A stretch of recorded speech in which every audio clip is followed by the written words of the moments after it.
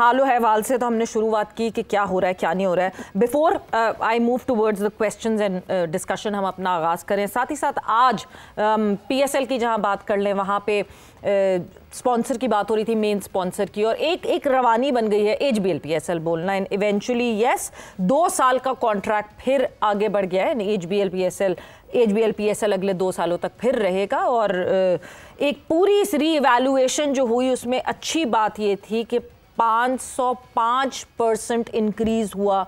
2016 में जो contract sign किया था इस कंपनी ने, वो 505% इंक्रीज़ के बाद अभी फिर 2 साल के लिए रीसाइन हुआ है। सो उसके हवाले से भी हमारी उस पर नज़र रहेगी और डिस्कशन होगी। But Hafiz Sahab, starting from you, Pakistan cricket, मतलब हम हर दफ़ा कहते हैं we have hit rock bottom, मगर ये रॉक भी नीचे जाए जा रहा है और हमारा बॉटम भी नीचे पाकिस्तान क्रिकेट का हुए जा रहा है। देखिए, जितना मर्जी नीचे जाना चाहिए, ज़मीन तो खुली है, वो तो आपको नहीं रोकेगी। आप खोदते जाए, नीचे चले जाए, लावा ही आ जाना, ठीक है। हाँ, तो जाहिर बात है उसी तरफ जा रहे हैं, तबाही की तरफ है ना। जितना नीचे जाएंगे उतनी तबाही है, और जब तक उसको ठीक करने के लिए काम नहीं किया जाएगा वो नहीं होगा। अब अगर आप कल के मैच को ही देख लें, ये सिलेक्शन, टीम सिलेक्शन स्क्वाड की, उसके बाद आप कॉम्बिनेशन की तरफ जाते हैं, और उसके बाद आप खेल के मैदान में जब आप जाते हैं तो वहाँ पर आपको उसका अमली मुजाहिरा नज़र आता है। जब आपका सिलेक्शन प्रोसेस मेरिट के ऊपर नहीं होगा, उसमें कॉन्टीन्यूटी, कंसिस्टेंसी नहीं होगी, उसमें विजन नहीं होगा, तो फिर आपकी कारकर्दगी का जो नताइज है वो यही आएंगे जो इस वक्त आप देख रहे हैं। दूसरा, इस टीम की जो खिलाई गई कल पाकिस्तान की स्क्वाड सारे का सारा, इसकी फ़िज़िकल फ़िटनेस नहायत सवालिया निशान है। और पाकिस्तान क्रिकेट बोर्ड के वो तमाम लोग जो रोज़ाना की बुनियाद पर बयानात कभी ख़ुद जारी करते हैं, कभी मीडिया के ज़रिए वो बयानात जारी करवाते हैं या ख़बरें लीक करवाते हैं, इनको ये नज़र नहीं आता कि ये एथलीट लगते हैं खड़े हुए सारे क्रिकेटर्स पाकिस्तान के, समेत कप्तान पाकिस्तान क्रिकेट टीम, इन सब की शर्ट्स को गौर से देखें कि वो कहाँ जा रही हैं। और ये हाईली पेड क्रिकेटर्स हैं पाकिस्तान के, और इनको मुंतखब करने वाले भी हाईली पेड हैं पाकिस्तान की तरफ से। इसलिए ये तमाम चीज़ें इस चीज़ की निशानदेही करती हैं कि आपके क्रिकेट ना तो दुरुस्त हाथों में है, ना दुरुस्त रास्ते पर है। पाकिस्तान की टीम ने कल जब बॉलिंग शुरू की है, आप उस बॉलिंग को किससे शुरू हो जाएं और आखिरी विकेट गिरने तक कोई एक जगह ऐसी बताएं कि जहां पर आपको ये लगा हो कि एक ऐसी टीम खेल रही है जो अपने ही मुल्क में जिसका अपना होम ग्राउंड और क्राउड है, जहां पर कहीं बर्तरी नजर आई हो, जहां पे टॉस जीत के आप खुद फैसला ले रहे हैं, यानी टॉस भी आपके फेवर में हो रहा है। एक और देखें, ये टॉस जीतकर आपको जब आप बैटिंग के लिए जाते हैं कि हम सेकंड इनिंग्स में चेस करेंगे, तो इसका मतलब ही कि आप ये समझते हैं कि बैटिंग आपकी स्ट्रेंथ है। बैटिंग आपकी स्ट्रेंथ है। उन्होंने 4 फास्ट बॉलर्स खिलाए थे, उनको शायद किसी ने बताया नहीं था कि the great Usman Khan Pakistan team में शामिल हैं। हाँ, और तो वो स्पिन को बहुत अच्छा खेलते हैं। उन्होंने 4 फास्ट बॉलर्स खिलाए। अच्छा, बाकी पाकिस्तान की फास्ट बॉलिंग, वेवर्ड दोनों तरफ बॉलिंग, कोई लाइन नहीं, कोई लेंथ नहीं, और जिन मैचेस का कोई असर नहीं होता बहुत ज़्यादा, उनके लिए स्पेशलिस्ट माने जाने वाले मोहम्मद नवाज़ ने कल अच्छी गेंदबाजी का मुजाहिरा किया। ये इतने अच्छे गेंदबाज हैं, एक इंक्वायरी होनी चाहिए कि इनको पाकिस्तान और इंडिया के खिलाफ एशिया कप के फाइनल में बॉलिंग दी क्यों नहीं की जी, कि अगर वो 2-2, 3-3 आउट करते हैं तो एशिया कप के फाइनल में उन्होंने एक भी बॉल नहीं किया। उसके बाद पाकिस्तान के 7 ओवर्स में 78 रन हुए हैं। इनको 2 फास्ट बॉलर्स को, साइम अयूब और अबरार अहमद के 8 ओवर्स में हुए 73 रन। तो ये दोनों ने मिला के, ये जो 8 आपके 4 स्पेशलिस्ट बॉलर्स हैं, इन्होंने लगभग कोई 150 से ज़ायद रन दिए हैं इन ओवर्स में। और फ़हीम अशरफ, जिनको आपने नंबर कौन से वाले नंबर पे आए हैं, लगभग 7वें नंबर पर बैटिंग करने के लिए आए, एक भी ओवर उनको नहीं करवाया, एक भी ओवर उनको नहीं करवाया। और फिर इससे बढ़ के आपके पास बॉल जाता है फील्डिंग में, आप वो नहीं रोक पाते हैं। आपके पास कैच जाता है, आप कैच नहीं ले पाते हैं।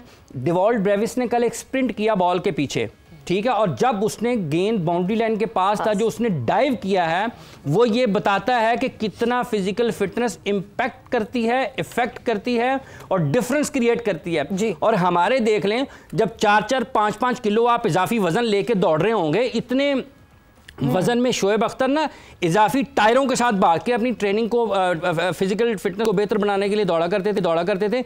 इनके जिस्म के ऊपर इतना इजाफी है कि जो ये वो लेके दौड़ रहे होते हैं। इसलिए इस टीम में जो कल ना कोई इनमें जान थी, गिरे हुए या पता नहीं एक ज़बरदस्ती किया जा रहा है कि इनको खिलाया जा रहा है और ये खेल रहे हैं। और उसके बाद जब आप बैटिंग पे आ जाते हैं, साइम अयूब साहब, कल एक मेरे दोस्त ने मुझे फ़ोन किया, कहते यार ये आधा किलो का गिलास है पाकिस्तान टीम के खिलाड़ी और इसमें 5 किलो दूध डाल दिया। उनके जवाब सुने कि जब वो पोस्ट मैच प्रेस कॉन्फ्रेंस में बात कर रहे हैं, आप कल इनकी बैटिंग देखें।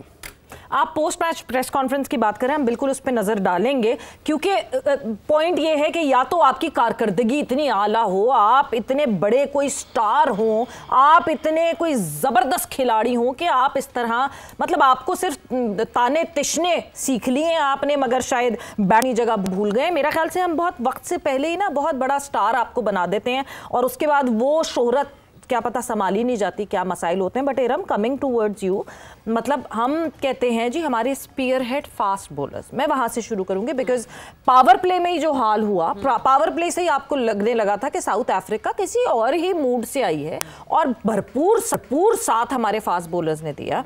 आप नसीम शाह को देख लें, आप शाहीन शाह अफरीदी को देख लें, ये दोनों जिस तरह इन्होंने पावर प्ले में एक रन फेस्ट अपने अगेंस्ट आता हुआ देखा, जिस तरह साउथ अफ्रीका के batters from the word go इनके ऊपर चढ़कर खेले, वहीं से ही आपको लगता है that Pakistan was never in the game. नहीं, बिल्कुल। मैं जब कल ये देख रही थी मैच तो मेरे माइंड में ये आ रहा था कि नसीम शाह अभी CPL जब खेल रहे थे तो वहाँ पे जो उनकी परफॉर्मेंस थी जी, और जब उन्हें पाकिस्तान के लिए मेन, पहले तो पाकिस्तान है ना, जब यहाँ करना था तो ज़मीन आसमान का फ़र्क है। तो फिर ठीक है, फिर इनको अगर NOCs नहीं दिए जाते तो फिर ठीक है कि अगर पाकिस्तान के लिए वो प्रॉपर्ली डिलीवर नहीं कर पा रहे तो फिर लीग्स का कोई फ़ायदा नहीं है। यहाँ पे रह के अपनी कंडीशंस में खेलें।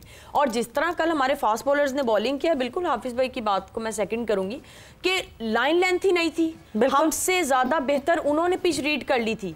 हालांकि सेकंड इनिंग में आपको पता है कि ड्यू फैक्टर और इतना टर्न भी नहीं था स्पिनर का इवन, और फास्ट बॉलर्स का भी इतनी कोई मूवमेंट नहीं थी, लेकिन उन्होंने सिर्फ गुड लेंथ, एक लेंथ बॉल उन्होंने हिट की है विद इन 3 स्टंप्स, वो वहां बॉल करते रहे और हमारे बैटर्स उस पर फंसे रहे। लेकिन हमारे इतने सीनियर प्लेयर्स और इतने एक्सपीरियंस प्लेयर्स, शाहीन है, नसीम है, समझ नहीं आ रहा था कि कल वो बॉलिंग क्या करना चाह रहे थे। एक अपने पाँव में, एक अगले के पाँव में, बिल्कुल, और कभी एक इधर से और बाउंड्री लाइन से बाहर बॉल पे करके पास। और फहीम अशरफ को एक भी ओवर नहीं दिया। वो भी बात समझ नहीं आ रही कि क्या प्लानिंग थी कल। कोई प्लानिंग, पाबंदी तो नहीं लगा दी ICC ने? पता नहीं, क्योंकि हर मैच से पहले पाकिस्तान के एक बॉलर पर पाबंदी लगाई जाती हो, ICC ने लगा दी हो कि फाइनल में नवाज नहीं कर सकते, यहाँ पर फहीम नहीं कर सकते। मुझे कभी कभार ऐसा लगता है सलमान अली आगा जो है ना, वो शॉर्ट टर्म मेमोरी लॉस उनको हो जाती है, उनको अंदाजा नहीं रहता कि मेरे ये खिलाड़ी जो है वो बॉलिंग करना भी जानते हैं और बॉलिंग कर सकते हैं। एंड मतलब it was a pathetic display. आप बदलते जाएं, सबसे पहले तो सवाल ही वहीं से शुरू होता है कि आप एक पूरे सिलसिले से खेलते हुए आ रहे थे, आपने ट्राई नेशन खेली, ट्राई नेशन के बाद आपने एशिया कप खेला, आपको जरूरत क्या पड़ रही है कि आप एक टीम जो कि पर्टिकुलरली लग रही है उसको अनसेटल कर। छेड़ा क्यों है? देखें, छेड़ा है ना, खराब किया उस्मान खान, ये जो मोहम्मद हारिस है उसको लेके भला क्यों आए थे जी? स्ट्राइक रेट, यस, और निकाला जब क्या वजह क्या बयान की है, तो उसकी तो एवरेज ही सब तरह की है जी। लाए स्ट्राइक रेट पे हैं, निकाल एवरेज पे रहे हैं। किन लोगों को बेवकूफ बना रहे हो यार आप समझते हैं सारे आप जैसे ही हैं। कुछ लोगों का अकल दिमाग काम करती है, ये सब ज़रूरतमंद नहीं होते। ये जो बातें हैं ये ज़रूरतमंदों को समझ नहीं आएंगी, ये अक्लमंदों के लिए हैं। और वहाँ पर जो बहुत सारे लोग हैं वो ख्वाहिशात किताबें हैं, वो ख्वाहिशमंद है हर महीने चेक के, और वो ठीक है उनको। और ये बेड़ागर किया है मानी साहब ने, जहाँ पर जो काम 5 लाख में होता था उन्होंने उसको 35 लाख में करना शुरू किया। अब 35 से बढ़ के वो 70 पे चला गया है। तो जब डॉलर्स नज़र आ रहे होते हैं लोगों को सामने, तो फिर आंखें बंद हो जाती हैं, दिमाग बंद हो जाता है। ये जो टीम हिलाई है ना, उनसे पूछा जाए कि आपने मोहम्मद हारिस को क्यों ड्रॉप किया जी, आपने हारिस रऊफ को क्यों ड्रॉप किया, आप उस्मान खान को क्यों लेके आ गए। आप सिर्फ उसी वक्त साथ होते हैं खिलाड़ियों के जब वो अच्छा खेल रहे होते हैं। अगर किसी की ख़राब कारकर्दगी है, अगर उसकी एवरेज 17 की थी, तो आपने पहले उसको सिलेक्ट करने से पहले क्योंकि वो 217 की एवरेज के साथ खेल रहा था, उसकी यही एवरेज थी। अब कल की इस कारकर्दगी को आप अपनी बैटिंग को देख लें। इन दिनों ना क्रिकेट दुनिया में बैटिंग हैवी है, जी, बैटिंग के ऊपर ज्यादा रन्स होते हैं हर दूसरे मैच में, रन्स होते हैं हर मैच में, और बॉलर्स उनको कहीं डिफेंड करते हैं, कहीं रोकते हैं, कहीं नहीं रोकते हैं। कभी अच्छी बॉलिंग होती है, कभी नहीं हो पाती, लेकिन ज्यादातर रन्स के ऊपर बैटिंग जाती है।